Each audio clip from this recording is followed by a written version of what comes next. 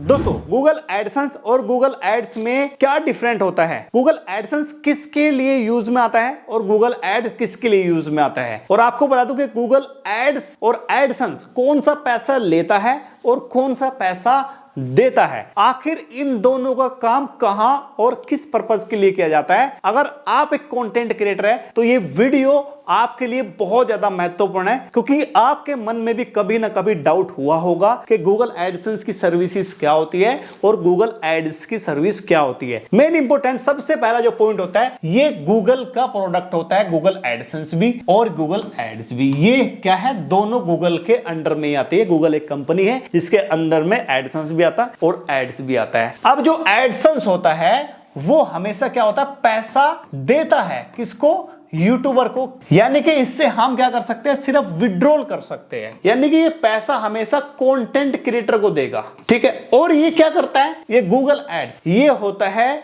जरा ध्यान से समझना, ये पैसा हमेशा कंटेंट क्रिएटर से लेता है। यानी कि ये पैसा लेता है। अब जरा समझना आपके लिए कौन सा बेहतर है कौन सा नहीं है, लेता है। ये लोग क्या करते हैं, ये क्रिएटर यूज करता है। गूगल एडसेंस क्या करता है, एक क्रिएटर यूज करता है। और जो गूगल एड्स होता है वो एक कंपनी या फिर कह सकते हो कोई एजेंसी या फिर जिसको एड्स की जरूरत होती है। अब जरा बताता हूं, देखो आपने देखा होगा जो वीडियो होती है, वीडियो पे एड्स आती है और एड्स का पैसा किस में जाता है, वो एडसेंस में चला जाता है। पर वो एड्स देता कौन है, वो ये देता है, ये वाला। यानी कि यहां पे क्या होती है, एड्स बनाई जाती है और वे एड्स इसमें आती है। यानी कि पैसा यहां पे डाला जाता है, जो एडवर्टाइजर कंपनी है, एजेंसी है, वो इसमें पैसा डालती है और यूट्यूब पे एड्स लगाती है। फिर उस एड्स का पैसा इसके अंदर आता है। यानी कि जो कंटेंट क्रिएटर है, जो क्रिएटर है,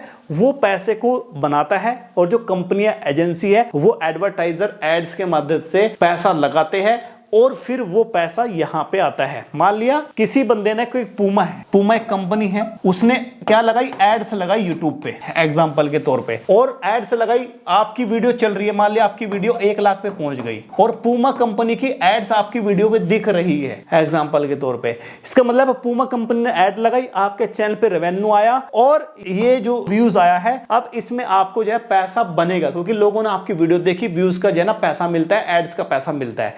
तो इसका मतलब होता है एड्स जो होता है वो क्रिएटर के लिए नहीं होता, वो एजेंसी एडवर्टाइजर कंपनी के लिए होता है। और जो एडसेंस होता है वो क्रिएटर के लिए होता है। हम क्या करते हैं, एज ए क्रिएटर हम पैसा कमाने की बात, अगर कमाने की बात होगी, पैसा हमें कमाना है तो गूगल एडसेंस लगाना पड़ेगा।